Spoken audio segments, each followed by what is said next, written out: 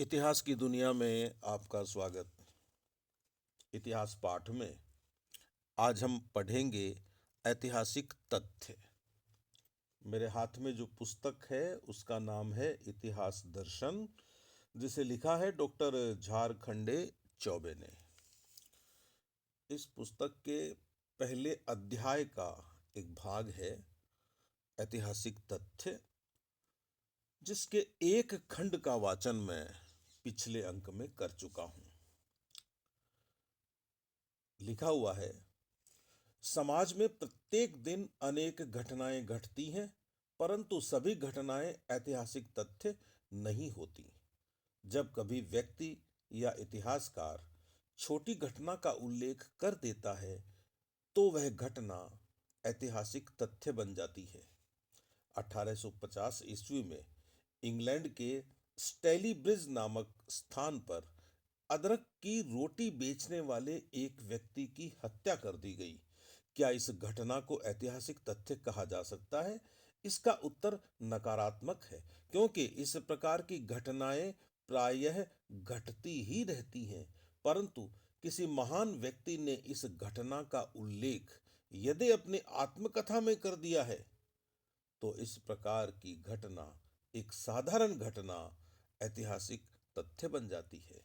कुछ समय के पश्चात डॉक्टर किटसन क्लार्क ने ऑक्सफोर्ड विश्वविद्यालय के एक भाषण में इस साधारण सी घटना का उल्लेख कर दिया और यह घटना ऐतिहासिक तथ्य बन गई।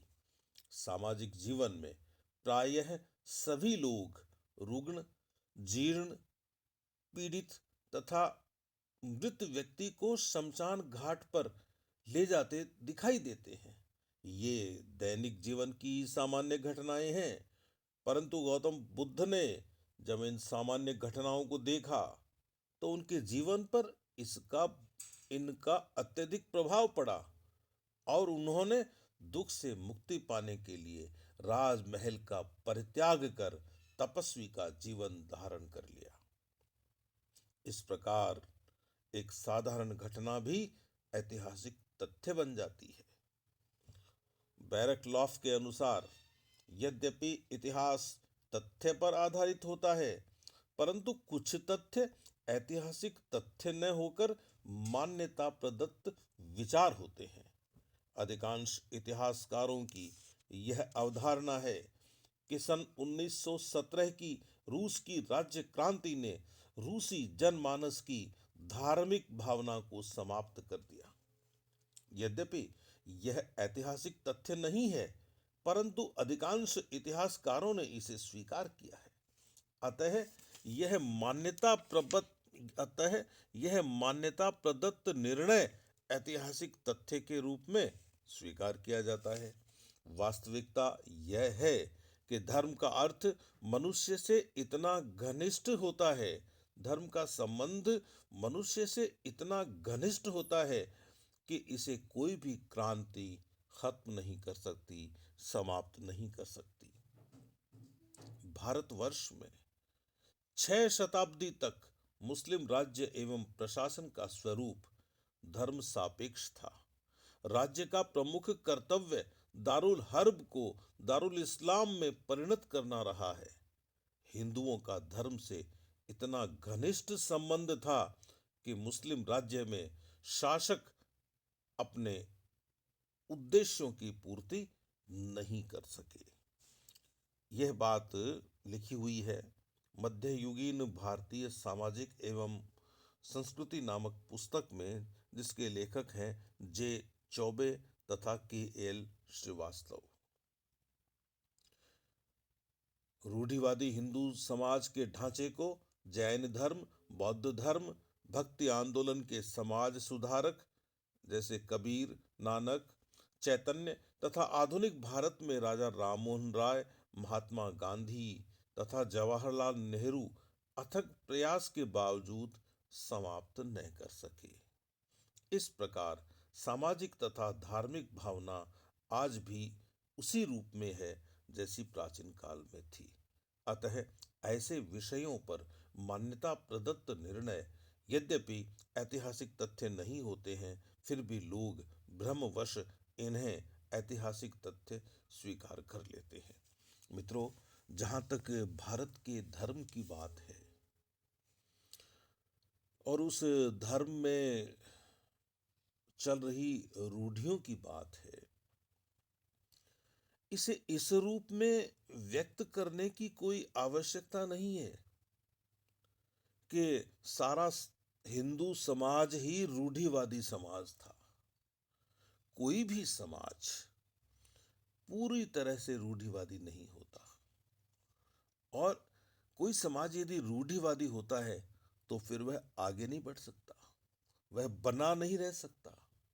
यदि भारतीय समाज अपनी गरिमा के साथ कायम है, अपनी गरिमा के साथ आज भी बना हुआ है, तो वह अपने रूढ़िवाद के कारण नहीं है, वह अपनी अंतर्निहित प्रगतिशीलता के कारण है, अपने अंतर्निहित सांस्कृतिक धारा के कारण है।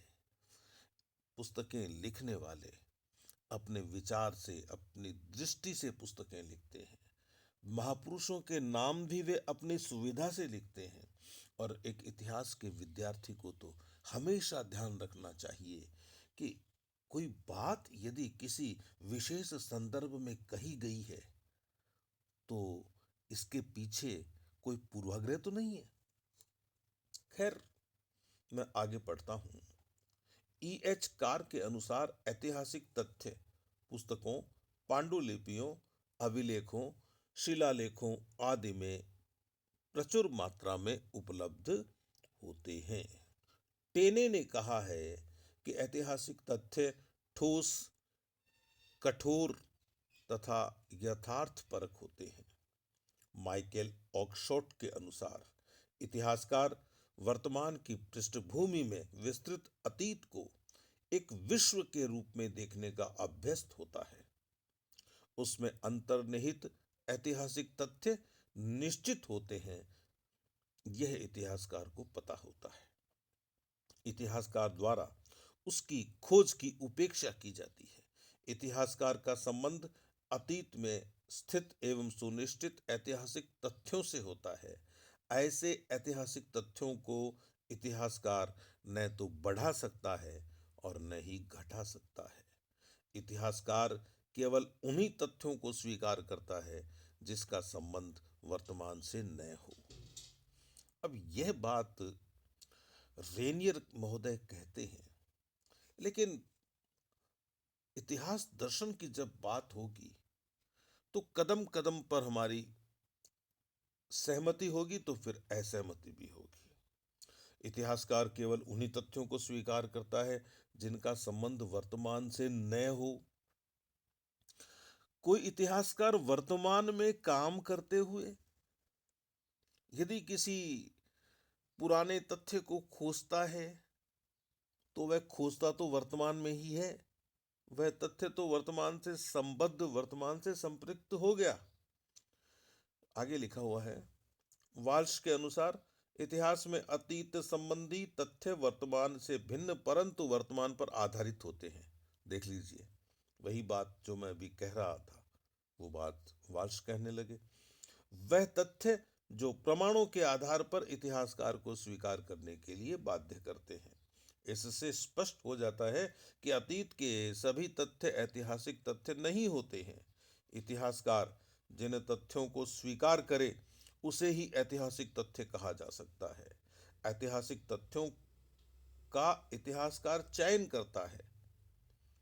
वह मोजाइक बनाने वाले कलाकार की भांति विभिन्न रंगों के संगमरमर के टुकड़ों में से अपनी पसंद की आकृति वाले रंगीन टुकड़ों का चयन कर मोजाइक शिला का निर्माण करता है।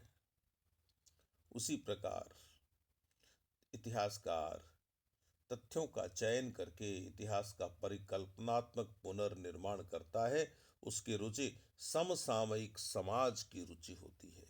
उसकी पसंद में E.H. कार ने लिखा है कि ऐतिहासिक तथ्य मछली बेचने वाले की पट्टी पर विभिन्न प्रकार की मछलियों की भांति होते हैं। कार ने लिखा है कि ऐतिहासिक तथ्य मछली बेचने वाले की पट्टी पर पड़े विभिन्न प्रकार की मछलियों की भांति होते हैं।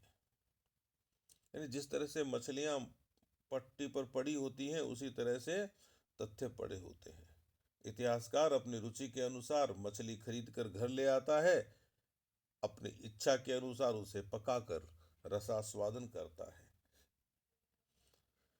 इस तरह से एक इतिहासकार द्वारा चयन किया हुआ तथ्य ऐतिहासिक तथ्य बन जाता है। जर्मन इतिहासकार जर्मन इतिहासकार रांके के अनुसार इतिहासकार का पुनीत कर्तव्य ऐतिहासिक तथ्यों का यथावत वर्णन करना होता है।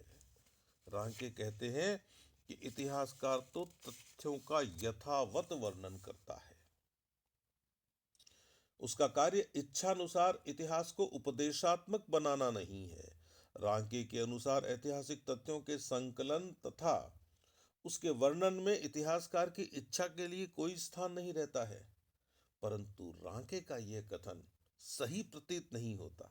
यदि इतिहासकार तथ्यों के संकलन में समसामयिक समाज की रुचि की उपेक्षा करेगा तो उसके इतिहास का कोई अध्ययन ही नहीं करेगा।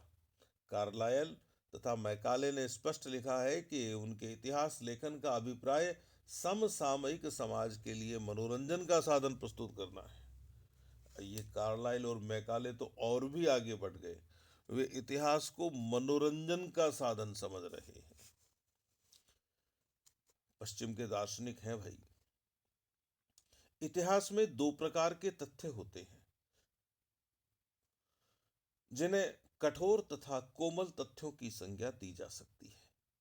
कठोर तथ्य उसे कहते हैं जिसे इतिहासकार अपनी इच्छा के अनुसार बदल नहीं सकता। जैसे 1526 में पानीपत की जो लड़ाई हुई, उस तथ्य को कोई बदल नहीं सकता, बाबर और इब्राहिम लोदी के बीच में। अब इसके चयन में इतिहासकार की इच्छा का स्थान नहीं है कि वह यह लड़ाई बाबर और किसी और के बीच में बता दे या इसका वर्ष बदल दे। इसके चयन में इतिहासकार की इच्छा के लिए स्थान नहीं है और न तो वह अपनी रुचि के अनुसार इन ऐतिहासिक तथ्यों में परिवर्तन कर सकता है और न ही वह कोई इस संबंध में अपनी तरफ से ऐसा कुछ जोड़ सकता है जो सिद्ध न हो। इतिहास का कोमल तथ्य इतिहासकार का व्याख्यात्मक वर्णन होता है।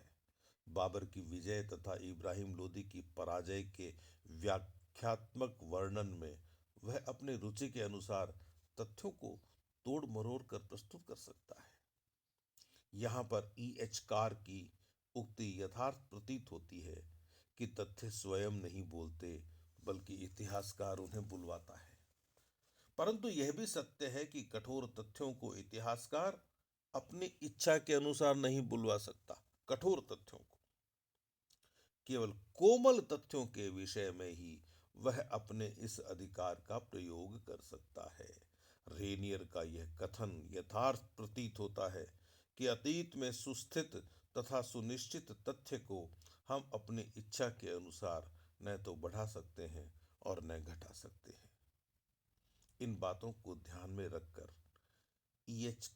कार का जो कथन है वह हमें सत्य प्रतीत होता है कि ऐतिहासिक तथ्य वस्तुनिष्ठ तथा इतिहासकार की व्याख्या से बिल्कुल भिन्न होते हैं। अतीत रूपी अगाध समुद्र में अतीत रूपी अगाध समुद्र में ऐतिहासिक तथ्य मछलियों की भांति हैं। यह संयोग की बात है कि मछुआ रूपी इतिहासकार अतीत के किस भाग का चयन करता है, वह कौन सी मछलियों का चयन करता है। परिश्रम से संकलित ऐतिहासिक तथ्य कच्चे माल की भांति होते हैं। तथ्य इतिहास का कच्चा माल नहीं अपितु इतिहासकार का कच्चा माल होते हैं। इतिहासकार इस रुई को साफ करके सूत बनाता है, पुनः उससे सुंदर वस्त्र तैयार करता है। अतीत में निहित ऐतिहासिक तथ्यों का यही स्वरूप होता है। टेने के अनुसार सावधानी पूर्वक संकलित टेने के अनुसार सावधानी पूर्वक संकलित अभिप्राय युक्त प्रमाणित विश्वसनीय तथा विशेष ध्यान से संकलित महत्वपूर्ण तथ्यों से ही इतिहास का परिकल्पनात्मक पुनर्निर्माण इतिहासकार कर सकता है। इस प्रकार संकलित तथ्य ऐतिहासिक अध्ययन के पवित्र आधार होते हैं। तो मित्रों, यह बात थी तथ्यों की। ऐतिहासिक तथ्य क्या होते हैं? अगले अंक में हमारी मुलाकात हो। इतिहास पाठ के लिए हम फिर से मिलें। तब तक अपने इस मित्र को आप अनुमति दीजिए। नमस्कार।